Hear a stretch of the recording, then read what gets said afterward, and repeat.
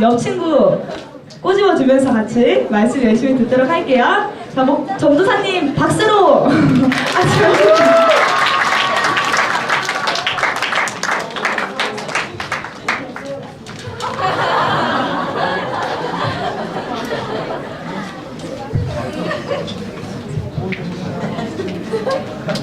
기도하겠습니다.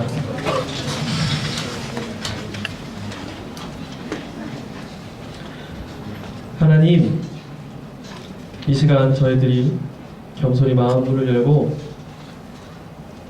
하나님 앞에 나아옵니다. 하나님, 이 시간 말씀으로 우리 마음 가운데 자리 잡아 주시옵소서. 예수님의 이름으로 기도합니다. 아멘. 예,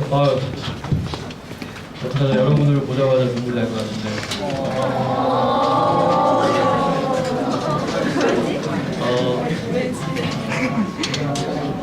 네. 네, 다음 달에 군대 가요. 야, 그걸 믿어?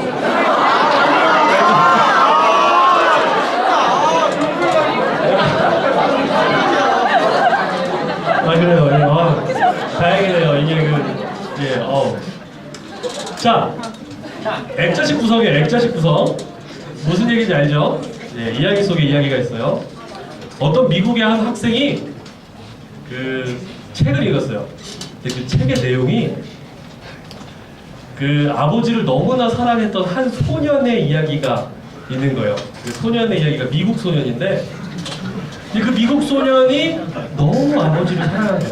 근데 여러분, 보통 아버지들은 어때요? 특히 미국인 아버지들, 대도시 사는 미국인 아버지들 일이 너무 바쁜 거라. 그래가지고 아들이 아빠 보고 싶어서 기다리다 잠들면 아빠가 퇴근하는 거예요.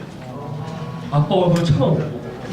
그리고 아들이 아침 일찍 일어나서 아빠 출근하는 걸 봐야지 하다가도 아차 싶고 깨보면 아빠가 벌써 뭐하고 있다? 출근하고 있으셔. 이 아들은 아버지에 대한 사랑이 점점 커져가는데, 이제 그 아버지한테 어느 날 드디어 아버지를 만난 거예요. 그래가지고 그 아버지한테 이 책 속의 그 미국 소년이 물어본 거예요. 아빠는 그렇게 열심히 해서 하루에 얼마 벌어요?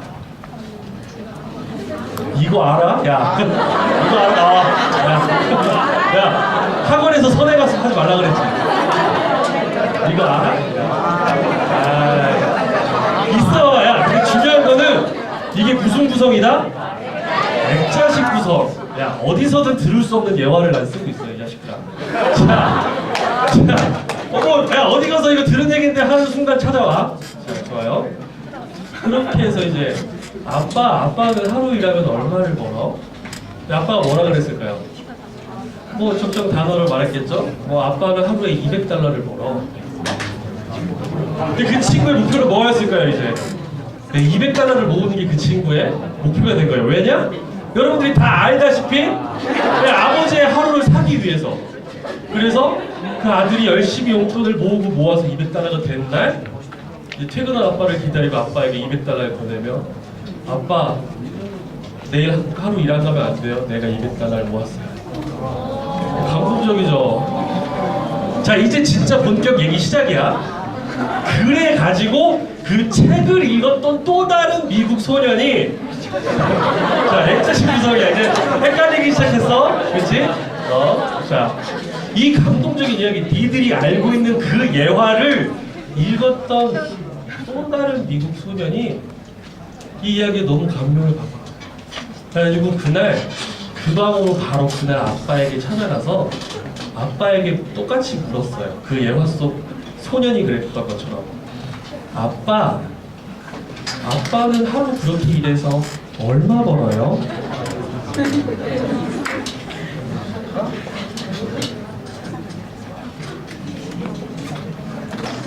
아빠가 이렇게 대답했어요. 나는 하루에 $1,640만 벌어. 불행히도 그 소년의 아버지는 빌 게이츠였던 것이었다. 그래가지고 하루에 $1,640만 벌어. $1,640만 얼마야? 오늘 환율이 몇십 원이 1,000원 쳐도, 그쵸? 예, 어마어마한 단위예요.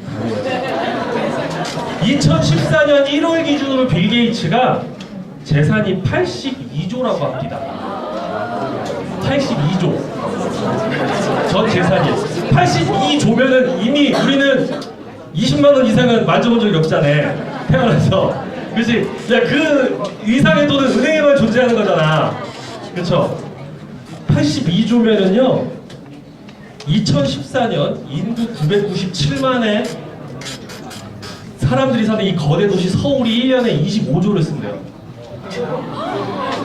그러니까 9,970만 명이 1년 동안 쓰는 돈이랑 빌 게이츠 혼자서 가지고 있는 돈이랑 2배가 넘어. 3배가 뭐 4배가 되려고 그래.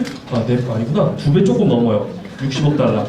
나도 헷갈리기 시작했어. 어차피 30만 원 이상은 은행에만 있는 돈이야. 빌 게이츠가 1년에 60억 달러를 번대요. 60억 달러. 60억 달러. 그래서 하루에 1640만 달러. 이렇게 계산해 보니까 빌 게이츠는 1초에 20만 원씩 벌어요. 그러니까 지금 제 설교 시작부터 지금까지 빌 게이츠는 지금 어쩌면 제가 1년 일하는 돈보다 더 많은 걸 벌었어 이미 빌 게이츠는.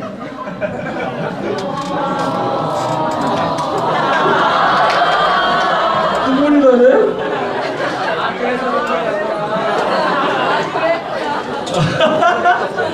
그래요. 근데 여러분 1초에 1200만 원을 번다니까? 자, 1초에 그냥 1분에 아 이제 막 현실성이 없는 돈들이 막 왔다 갔다 하니까 야, 내 한 달 카드 한도가 35만 원이야.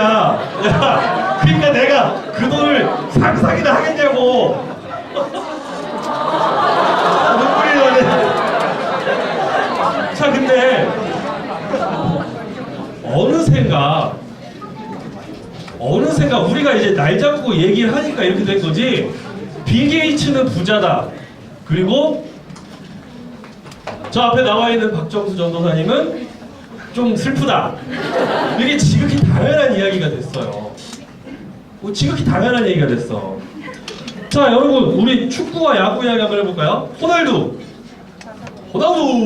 자, 호날두 연봉이 얼마야?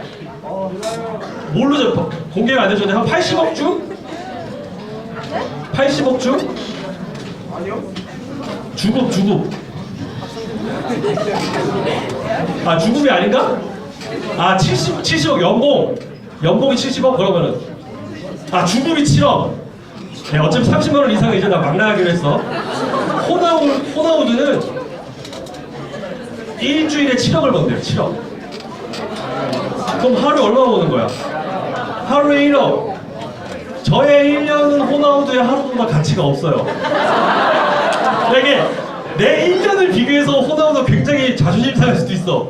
나의 10년이랑 호나우드의 하루랑 비교해도 답이 안 나오네. 근데 빌 게이츠 씨가 보면 호나우드도 사실은 비정규직이야.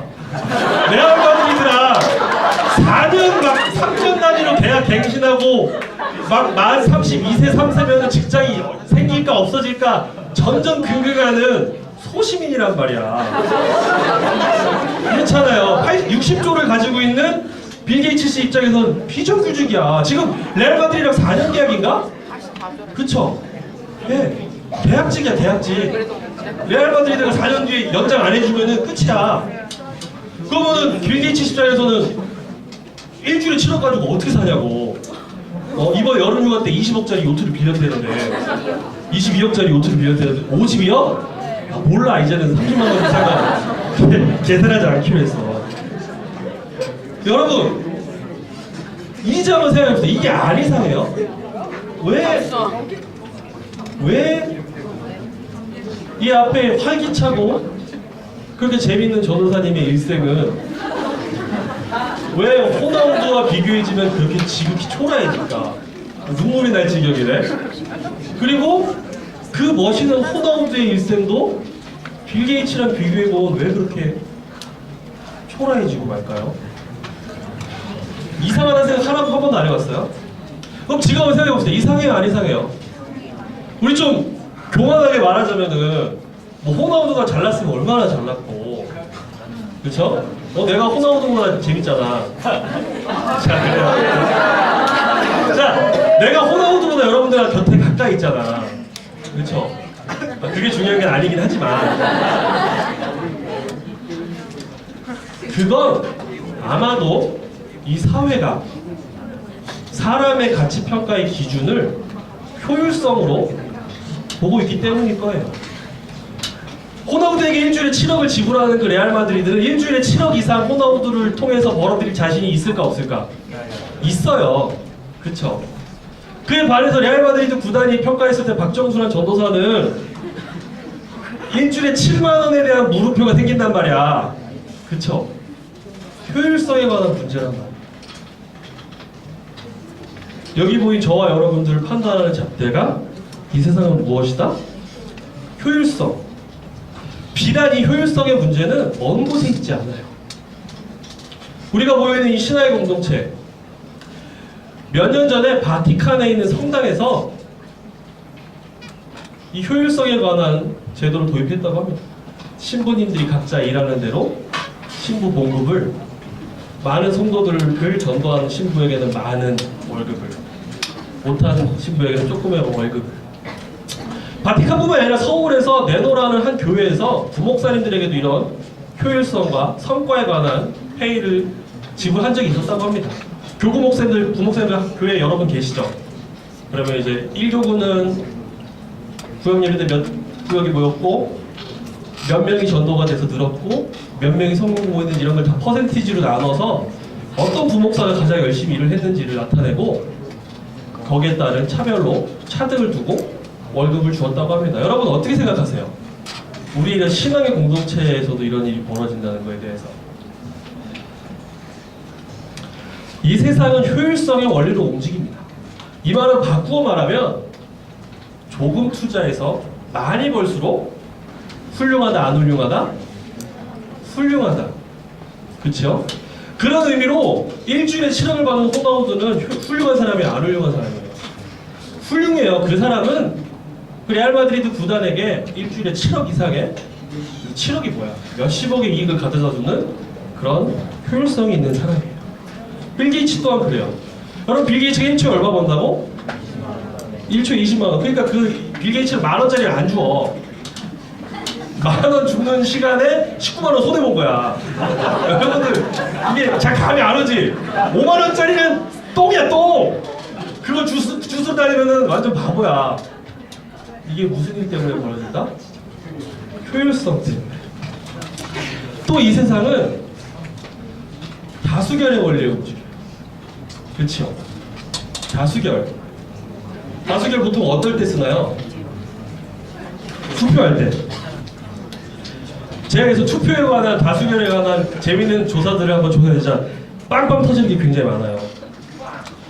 1645년 6월 10일에 영국의 의회에서는 누구를 총사령관으로 세울 것이냐라는 투표가 있었는데 91대 90으로 올리버 크롬웰이 선출이 됐어요.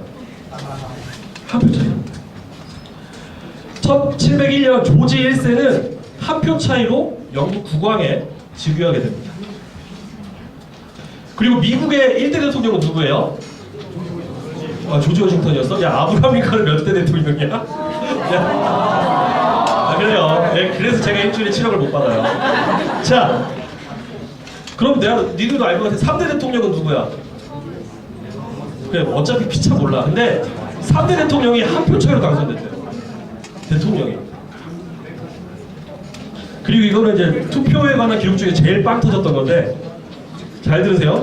1839년 미국 매사추세츠, 캘리포니아랑 멀어? 매사추세츠 주지사 선거에서 현직 주지사 에드워드 에버렛이라는 사람이 재선을 도전했는데 한 표 차로 졌대요. 한 표 차로. 근데 진짜 빵 터지는 건 그 사람이 그날 유세 일정이 바빠서 자기가 투표를 못했대. 완전 빵 터지죠. 자기가 이게 그날 선거 유세가 너무 바빠서 자기가 투표를 못했는데 한 표 차로 졌대. 와, 나 진짜 자다가 입으로 한 2만 번 찼을 것 같아. 아오! 이러면서. 그쵸? 근데 다수결의 원칙이 뭐예요? 노래도 있죠. 위너 테이크스 잇 올. 이긴 사람이 다 가져가요. 한 표로도 많은 사람이 다 가져가요. 그래서 이 주지사 어떻게 됐어요? 한 표 때문에? 예. 비정규직이잖아, 주지사는. 잘렸어요. 항존직이 아니라서. 그쵸? 그럼 또 굉장히 많아요. 2002년에 충주 시의원 곽호종 후보는 한 표 차로 낙선했대요. 그리고 2006년도엔 한 표 차로 이겼대요. 한 사람이. 이 사람은 한 표 차이로, 그쵸? 천국같이 왔다 갔다 한 거예요. 2008년엔 강원도 고성 군수 황종국 후보가 한 표 차이로 당선됐다고 합니다. 여러분, 다수결의 원칙은 뭐다? 한 표 차. 한 명이라도 많으면 장땡이야. 세상은, 지금 우리가 살고 있는 이 세상은 효율성과 다수결의 원리로만 움직이고 있어요. 수단과 방법을 가리지 않고 많이 얻기만 하면 돼요. 대를 위해선 소를 희생할 수 있어요. 한 표 차이만 적어도 그것은 소가 되고 대를 위하여 과감히 버릴 수 있는 소가 돼버려요. 그게 여러분들과 제가 살아가고 있는 지금 이 세상이에요. 그렇기 때문에 빌 게이츠는 1초에 20만 원? 그쵸. 네, 한 달 정도. 호나우드는 일주일에 7억? 그리고 예, 제 얘기는 눈물이 나니까. 세상은 그렇게 움직이고 있어요. 여러분들이 눈치를 챘건 못 챘건 세상은 그렇게 움직이고 있어요. 근데 이제 제가 이 자리에 모인 여러분들께 여쭤볼게요. 여러분들도 그러한 세상의 움직임에 편승해서 그렇게 사시겠습니까?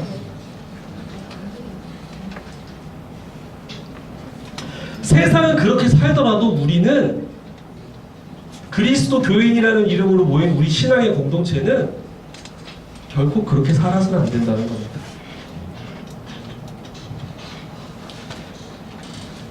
여러분 생각해 보십시오. 양 100마리를 가지고 있는 전도사가 있습니다. 그리고 양 100마리를 가지고 있는 빌 게이츠가 있습니다.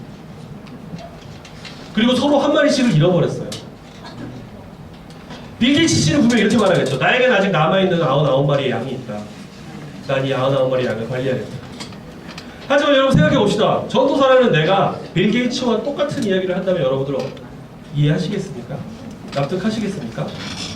아니지요. 저는 분명히 이렇게 말을 해야 합니다. 나에게 아무리 99마리 양이 있더라도 나는 잃어버린 한 마리를 향해서 나아가겠다.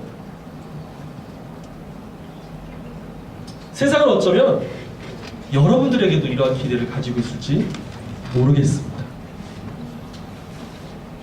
사실 자신 있어요. 만약에 교장 선생님 계시네. 어떡하지? 만약에 서울외고에서 저에게 효율성에 관해서 한번 해보자 하면은 저는 진짜 전교생 다 여기 데려올 자신 있어요. 뭐 영업이잖아요. 그러면 그 순간 서울외고 아니라, 그쵸?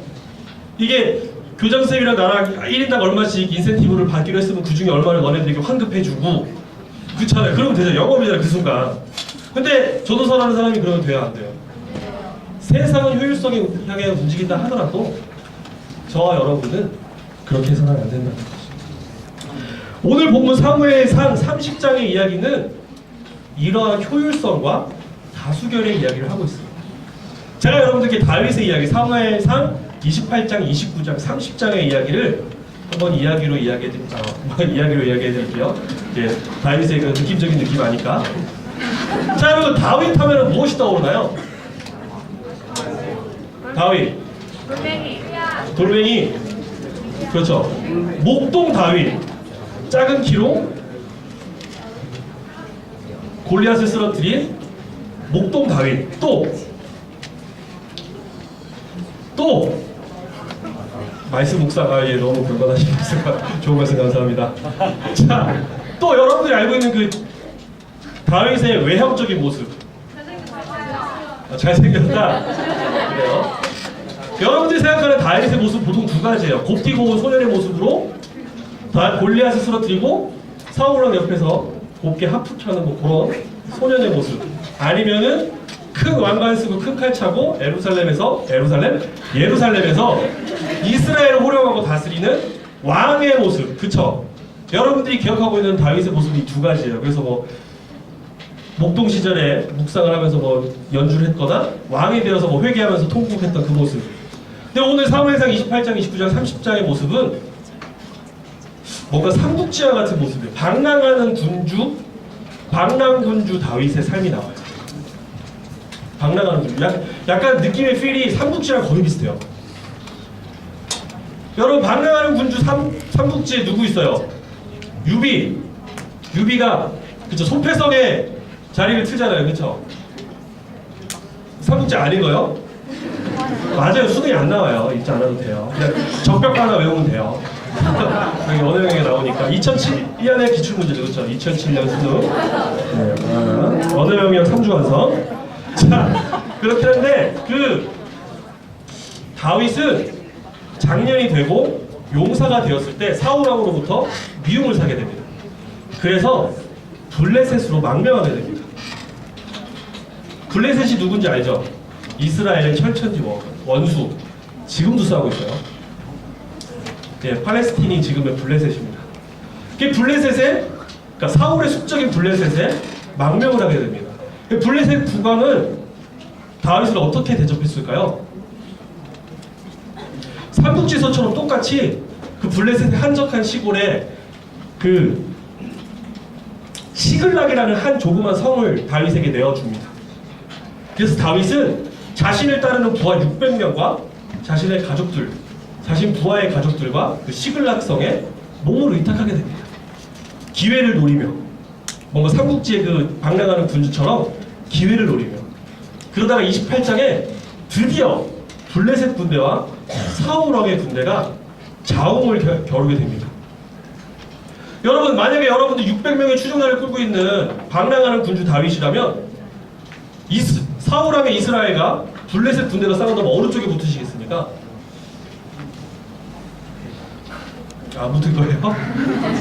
예, 다윗은 블레셋 편에 싸우기로 합니다. 블레셋 편에.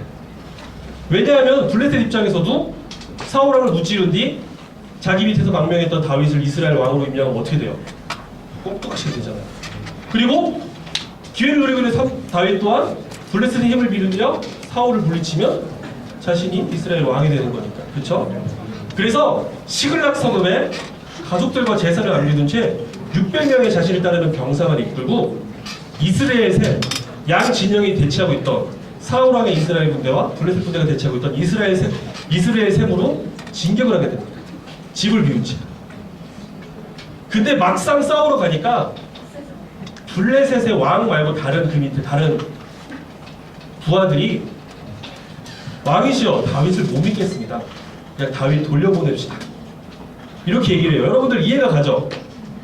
이름 싸우다가 근데 제가 저 다윗이 사울이랑 적을 지고 있는 얘기는 했는데 어느 순간 그래도 난 이스라엘 사람이지 이러면서 우리 뒤통수를 치면 감당하실 수 있겠습니까? 그래서 블레셋 왕이 그 말이 일리가 있네. 다윗 넌 좀 그래. 그러니까 시글락 다시 가서 쉬어. 그래서 다윗과 600명의 추종자들은 시글락 성으로 다시 돌아옵니다. 근데 여기서 문제가 생겨요. 시글락 성에 도착했더니 성이 불타고 있어요. 잠깐 집을 비운 사이 아말렉 족속들이 시글락 성을 빈집털이를 싹 해놔요. 그래서 다윗의 두 아내와 600명의 모든 그 부하들을 따르던 부하들의 모든 가족이 생포가 된 거예요. 그리고 모든 재산을 아말렉 자손이 털어간 거예요. 얼마나 좋아. 완전 땡큐지, 떼땡큐지. 빈집이니까 시글락 성읍이. 그래서 이스라엘 셈에서 다윗과 600명의 추종자들은 3일간에 걸쳐서 시글락에 도착했더니 집이 불타고 아무것도 남아있는 거예요. 그래서 그 600명은 3일간의 그 피로도 잊은 채 자기 가족과 재산을 되찾기 위해 미친 듯이 뛰어갑니다. 아말렉 족속을 잡기 위해서. 그리고 오늘 설교 제목이 무엇인가요? 문명의 부솔신에 다다르게 됩니다. 이미 다윗과 다윗의 600명의 전사들은 지칠 대로 지쳤어요. 저 위에 이스라엘 셈에서부터 시글락 남부 시글락까지 내려오느라 3일간 지쳤고, 그 지친 상태에서 또 가족들을 구하기에 미친듯이 뛰었기 때문에 지칠 대로 지쳤어요. 그래서 그 구솔 시내에서 다윗과 600명의 전사들은 도저히 더 이상 갈 수 없는 지쳐버린 200명을 구솔 시내에 남겨놓게 됩니다. 그리고 약간의 기력이 남아있는 400명만 이끌고 다윗 왕은 아말렉 자손을 계속 추격하기 시작합니다. 근데 놀라운 일이 일어났어요. 아말렉 자손 중에 애굽 소년 노비를 데리고 다니던 아말렉 장군이 있었나 봐요. 근데 애굽 소년이 병이 들고 애굽 소년도 계속 왔다 갔다 하니까 지쳐가지고 쓰러지려고 그러니까 갖다 버린 거야. 근데 다윗이 그 병들어 나고한 애굽 소년을 만나게 돼요. 그래서 묻습니다. 너 아말렉 본데 어디 있는지 알지? 그랬더니 안 되는 거야. 어느 쪽으로 가는지 안 되는 거야. 그래서 거기 알려주면은 내가 너 살려줄게. 그래서 기적적으로 다윗과 400명의 용사들은 아말렉 족속이 자신들의 가족과 제사를 어디로 들고 튀고 있는지를 발견하게 됩니다. 그리고 놀랍게도 아말렉 자손들은 빈집털이가 너무 신났는지 밤에 술 먹고 널브러져 있었어요. 그래가지고 다행히 지쳐버린 400명이지만 다윗과 400명의 병사들은 아말렉 족속들을 진멸하고 빼앗긴 재산과 잡혀간 가족들을 무사히 되찾을 수 있었습니다. 해피엔딩이죠. 그럼 이제 뭐 해야겠어요? 다시 부엘 시내로 돌아가서 200명과 만나면 돼요. 그렇죠? 그래서 다윗과 400의 병사들은 구솔 시내에 낙오했던 200명과 만나게 됩니다. 근데 여러분, 이 이야기는 그렇게 해피하게 끝나지 않습니다.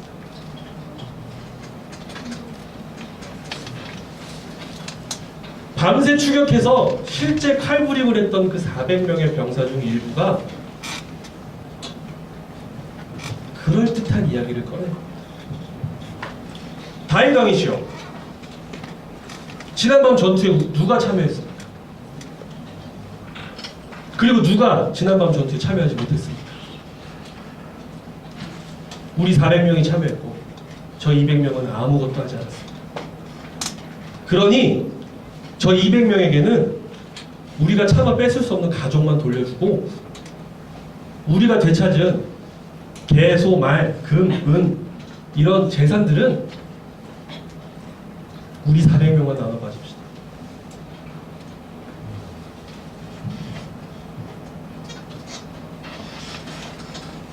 여러분이 이 400명이었다면 이 이야기에 동의하시겠습니까? 이 400명의 이야기는 오늘날 일어나는 일, 지금 제가 여러분들께 설명했던 그 일과 소름 끼치게 똑같아요. 효율성의 원리와 다수결의 원리를 들이밀고 있어요. 왕이시여, 우리가 이 싸움에 효율성이 제로인 저들에게 우리의 수익을 남겨주겠습니까? 이 일에 온전히 참여했던 우리만, 효율적이었던 우리만 나눠 갖는 게 맞지 않겠습니까? 또 이야기합니다. 왕이시여, 우린 400명입니다. 우리가 다수입니다. 우리가 갖겠다고 한다면 저 200명이 찍소리나 하겠습니다. 그러니 다수결대로 합시다. 부솔 시내의 400명의 군사들 중 일부는 소름 끼치게 지금 이 세상이 돌아가는 방법 그대로 부솔 시내에서 이익을 나누자고 이야기하고 있습니다.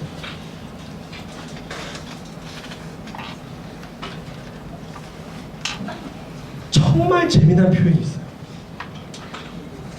400명 중에 일부가 다윗왕에 나아가서 이런 요구를 했다라고 하는데 성경은 굉장히 재미있는 표현을 쓰고 있어요. 400명 중 악하고 무익한 남자들이 가서 왕에게 200명에게 나눠주지 맙시다 라고 이야기한다고 성경은 표현하고 있어요. 성경은 효율성의 원리와 다수결의 원리를 주장하는 신앙의 공동체 내부에 있는 사람들을 뭐라고 이야기한다고요? 악하고 무익한 사람이라고 이야기합니다. 저는 저들과는 다릅니다.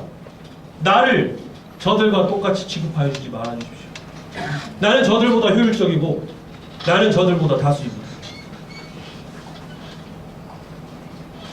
오늘 우리가 읽었던 사무엘상 30장 23절, 24절, 25절이 그 요구를 하는 400명 중 일부에게 다윗이 하는 말입니다. 오늘 한번 다시 읽어볼까요? 이제 이 스토리를 알았으니까 400명끼리만 나눠 가집시다라고 요구하는 그 부하들을 향하여 다윗이 한 말과 행동들을 한번 우리가 다시 읽어봅시다. 함께 읽겠습니다. 시작. 나의 형제들아, 여호와께서 우리를 보호하시고 우리를 치러 온 그 군대를 우리 손에 넘기셨은즉 그가 우리에게 주신 것을 너희가 이같이 못하리라. 이 일에 누가 너희를 듣겠느냐? 전장에 내려갔던 자의 분깃이나 소유물 곁에 머물렀던 자의 분깃이 동일할지니 같이 분배할 것이라 하고, 그날부터 다윗이 이것으로 이스라엘의 율례와 규례를 삼았더니 오늘까지 이르니라. 아멘.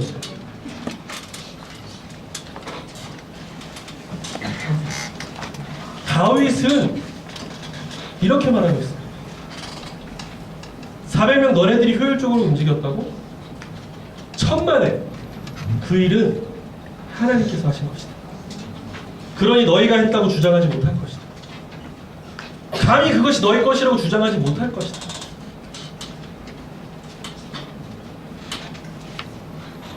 그러니 이 일에 누가 너희 말을 듣겠느냐?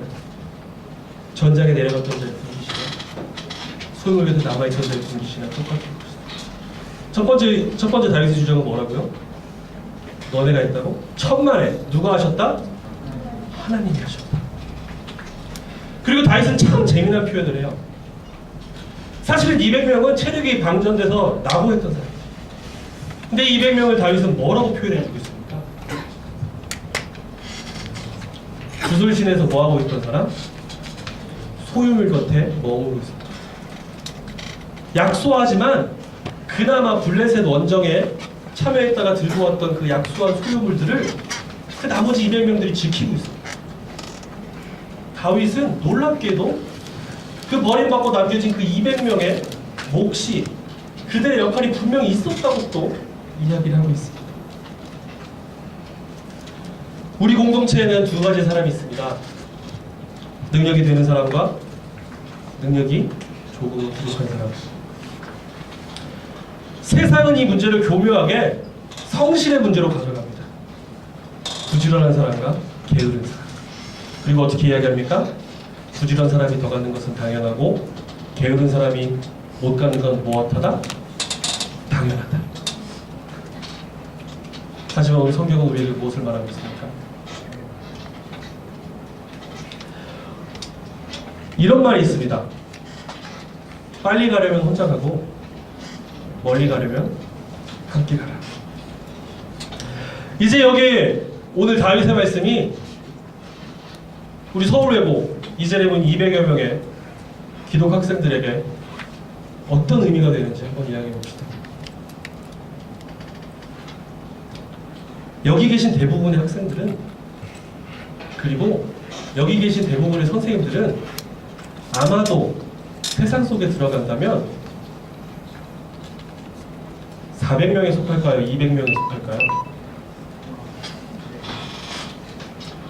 여러분들 적지 않은 나이에 지금 벌써 서울외고 입학이라는 어느 정도 소기의 목적을 달성했다면 여러분들의 인생은 저 바깥의 기준으로 봤을 때 400명에 속하겠습니까? 200명에 속하겠습니까? 자신 없어요? 200명에 속할 것 같아요? 난 안 될 거야 아마. 나는 나고데스 이러면서 진짜 자신이 없네 이 양반들이. 여러분 어깨를 쫙 펴. 자 여러분 그래도 서울 시내에서 상위 몇 프로 안에 드는 사람들 아니야. 막 너네 뭐 저기 창일고등학교 못 가가지고 여기 온 거 아니잖아. 그런 애들 있어 여기? 예, 그런 분 계시면 죄송하고요. 자, 예. 왜 이러지 친구들 말고, 여러분들은 그쵸 지금 벌써 고3 수험생들도 보면은 뭐 이번에 수능 몇 명이나 응시할 것 같아요? 50만 명? 60만 명? 그쵸? 매년 그렇게 왔다 갔다 하는데 보통 여러분들이 그 안에 퍼센티지를 알면 200명에 속하겠어요? 400명에 속하겠어요? 상위 200명, 150명 안에도 속할 거 아니야, 여러분들.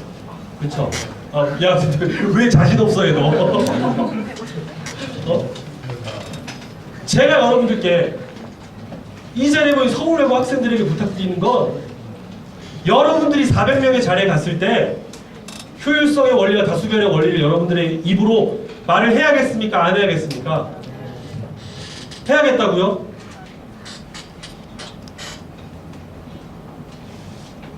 지금 이 자리에 미처 내려오지 못한 학생들은 그런 이야기를 한다 치더라도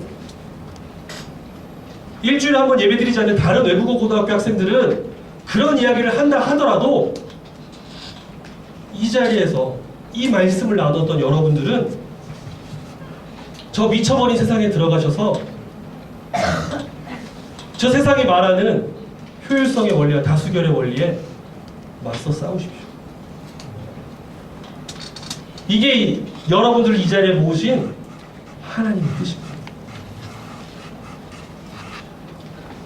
다윗처럼 고백하십시오. 여러분들이 뭔가 어떠한 성과를 이루어냈을 때 다윗처럼 고백하십시오. 이것은 나의 효율성과 나의 다수가 만들어낸 것이 아니다. 이것은 온전히 하나님께서 하신 일이다. 그러니 나는 이것들을 모두와 함께 나누겠다. 그렇게 사시겠습니까?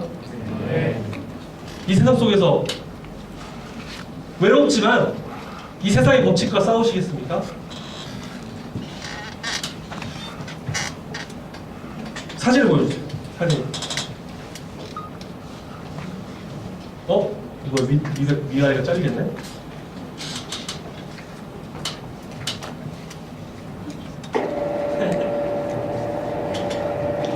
예, 제가 좋아하는 실수의 한 장면이에요. 이 사람이 이 만화 주인공이 이렇게 얘기를 해요. 영어로 써있어요. 읽어봐요, 너네가. 내가 못 읽어서 시키는 건 아니니까 의심하지 말고.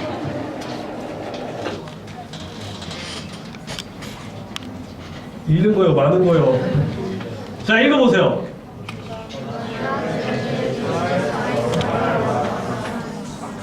밑에.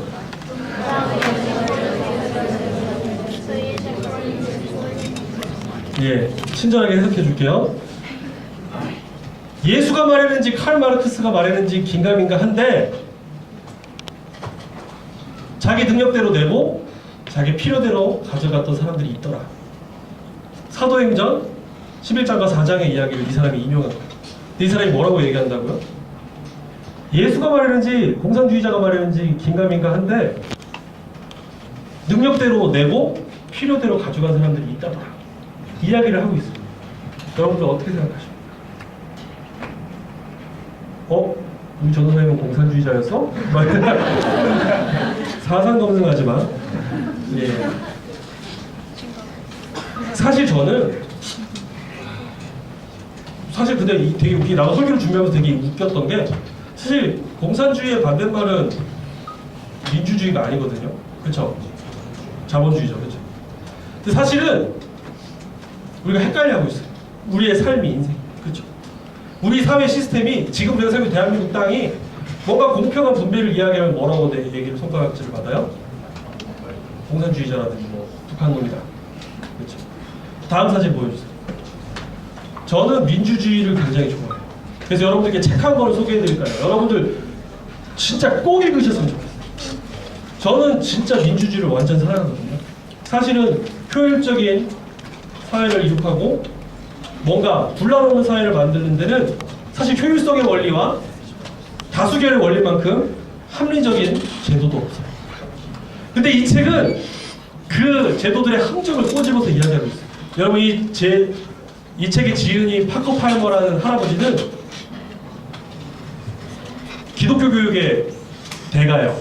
이분 책을 안 읽으면 기독교 교육 졸업을 할 수가 없어요. 제 전공이 학부 전공 기독교 교육인데 뭐 들어보셨을 거예요. 가르칠 수 있는 용기, 가르침과 배움의 양성, 뭐 이런 아주 주옥 같은 책들을 쓰신 분인데 이분이 최근에 2년 전에 비통한 자들을 위한 정치학, 그리고 부제는 뭐다?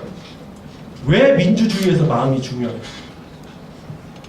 효율성과 다수결 말고도 민주주의가 분명히 고려될 것인데 그게 뭐다?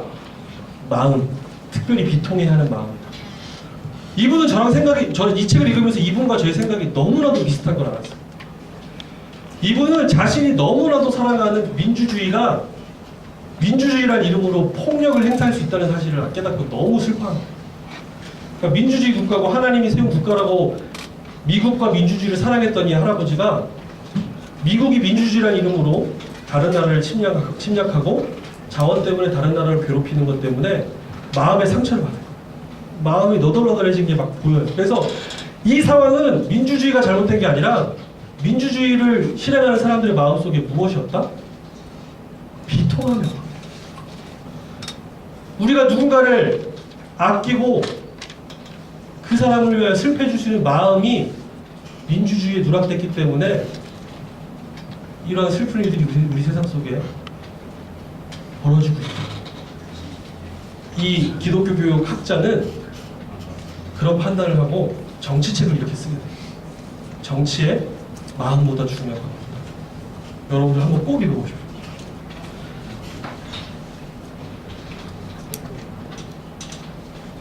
그렇기 때문에 여러분들은 이제 이 학교를 졸업하셔서 사회에 나간다면 여러분들은 분명 성공한 사람들의 위치에 대부분 서게 될 것입니다. 오늘 말씀에 보면은 더 능력이 좀 더 되어서 더 멀리 가고 더 많이 싸울 수 있었던 그 400명에게 분명히 속하게 될 겁니다. 그렇다면 여러분, 저 세상의 법칙대로 살지 마시고 오늘 말한 성경의 법칙대로 사시기를 바랍니다. 이게 여러분들께 드리는 첫 번째 도전입니다. 졸업하고 나가서 뭐하라? 싸워라. 나가서 다른 애들이랑 똑같이 굴어라 말아라? 말아라. 두 번째 이야기를 하면서 계급의 이야기를 해볼게요. 여기서 말하는 계급은 뭐 그런 게 아니라 프랑스 낭시라는 대학에서 행동심리학하는 그 연구진들이 쥐를 가지고 실험을 했대요. 쥐를 가지고 한 무리의 쥐를 6마리였대요. 몇 마리? 6마리. 근데 그 실험 케이스 안에는 섬이 있는 거예요. 섬이 2개가 있고 섬 사이에 뭐가 있어요? 물. 그래서 이쪽 섬에는 쥐가 6마리 오기종이 있고 이쪽 섬에는 먹이가 있는 거예요. 그랬을 때 이 6마리의 행동이 어떨지를 파악을 할 거예요. 6마리의 행동이 어땠을까요?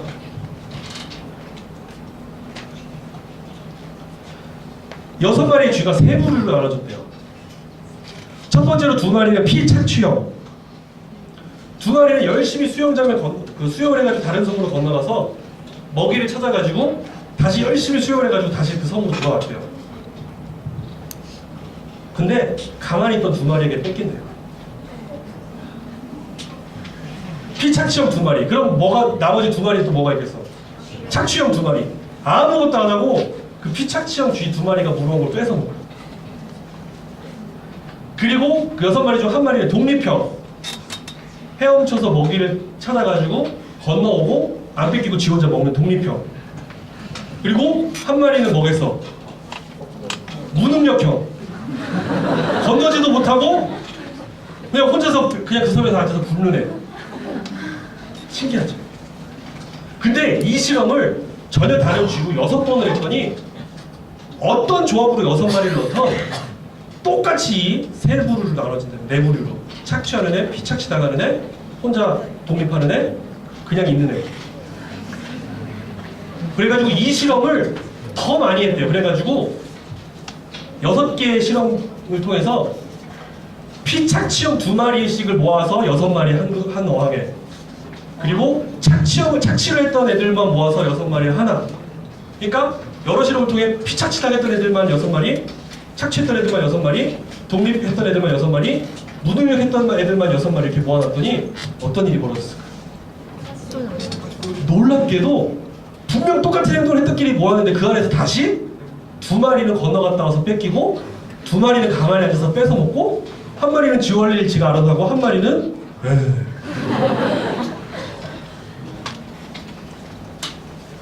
즉 그 쥐들이 6마리라는 한 세계에 갇히게 되면 자연스럽게 그 스토리에 맞는 역할이 생긴다고 볼 수 있는 거예요. 다시 말하면 어떤 사람이든지 모아놓으면 그 안에서 분리가 될 수밖에. 실험진들이 이번에는 그 쥐들 200마리를 다 한꺼번에 몰아놨대요. 그 큰 실험 도구에다가. 한정된 공간에 객체수의 밀집도가 심해지면 심해질수록 착취, 피착취 계급과 독립형 계급은 뚜렷하게 나타내지고 그냥 뇌한 애들 있죠. 무능력한 애들. 걔네들을 공격해서 죽이기 시작합니다. 놀랍죠. 그 쥐들이 판단했을 때 누가 제일 무능력하다고 본 거야. 그죠? 착취한 애들은 그래도 지가 착취할 걸 찾아오잖아. 그리고 이 모든 실험을 끝낸 실험팀이 그 쥐의 뇌를 회부해봅니다.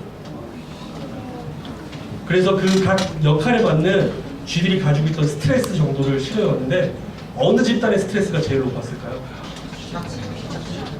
착취 계급의 스트레스가 제일 심했다.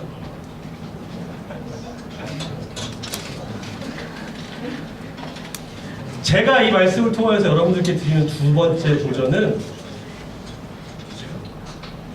아주 안타깝게도 이 서울 외고 안에서도 200대 400의 대결은 여전히 계속된다는 거예요. 여러분 조금 뜨끔하지 않으십니까? 우리 전교생들 다 학교 밖에 내보내면은 웬만한 인문계 애들 찜쪄 먹는 엘리트 애들인데 자신 없어요. 큰일 나서. 그죠? 우리 엘리트 집단이잖아. 스모코라고 좀 가슴을 펴고 자신감을 가지라고. 지금 그런데 불행히도 우리 안에 벌써 능력의 눈으로 서로를 구분하고 있어요. 그렇지 않아요? 마치 그 드래곤볼의 스카우터를 찬 프리더 마냥 뚜뚜뚜뚜뚜 쟤 지난번 500점 만점에 380 전투력이 형편없군. 뚜뚜뚜뚜뚜 쟤 지난번 내신 올 1등급 올크 막 이러면서 굉장히 안타깝게도 우리 안에 벌써 400과 200으로 나누기 시작한다니까. 그렇죠. 지금 200에 속하는 학생의 탄식이 터졌어 지금. 아휴, 내 얘기인가 보다. 나 200인데.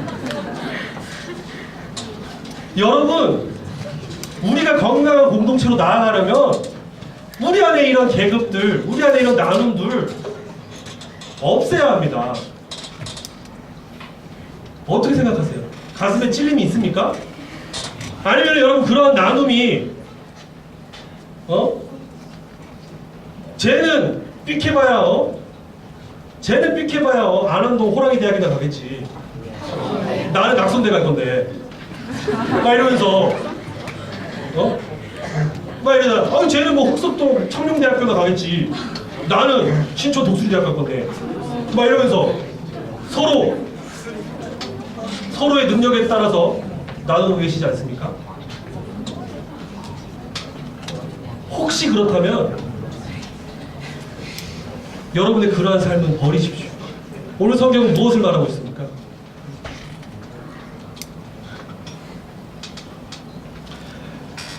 저는 아까 이 자리에 올라와서 여러분들을 보고 울컥했다고 했던 게 사실은 이 말씀을 준비하면서 여러분들의 그 마음속에 있는 그 상처들을 다 알아요. 물론 다 안다 그러면 내가 교만이겠지만 어느 정도 어렴풋이 느껴져요. 나는 400인데 너는 200밖에 안 되잖아는 다른 사람을 향한 판단? 왜냐면 여러분들 또한 누군가로부터 너는 200에 속하는 무능력하고 소수인 애잖아라는 했던 그런 것들을 받았던 그 마음.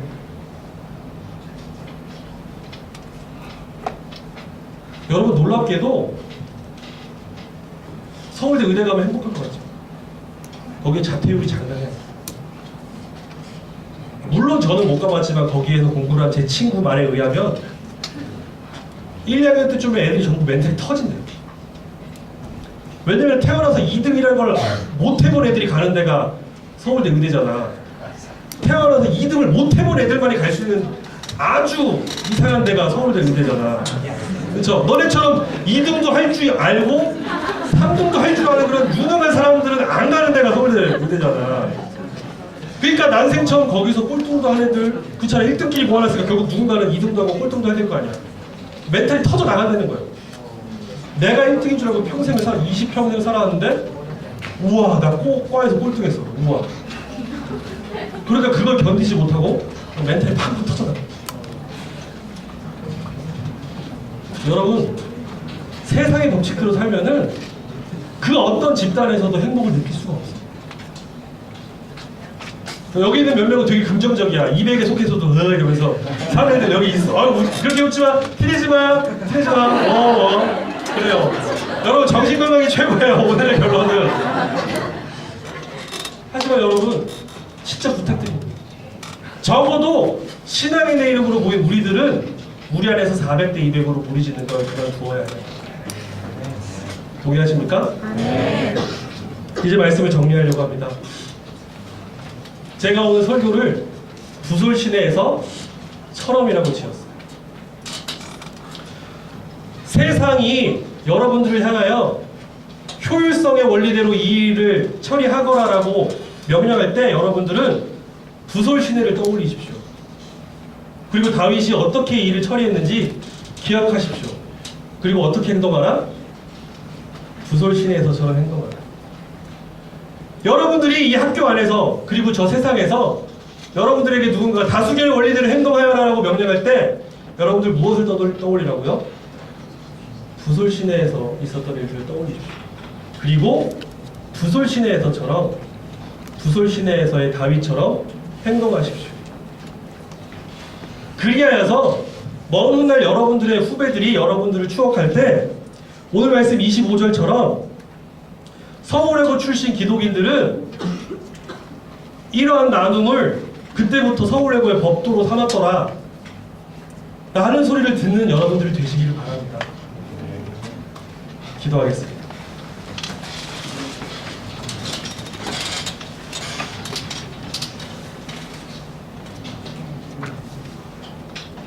하나님 아버지,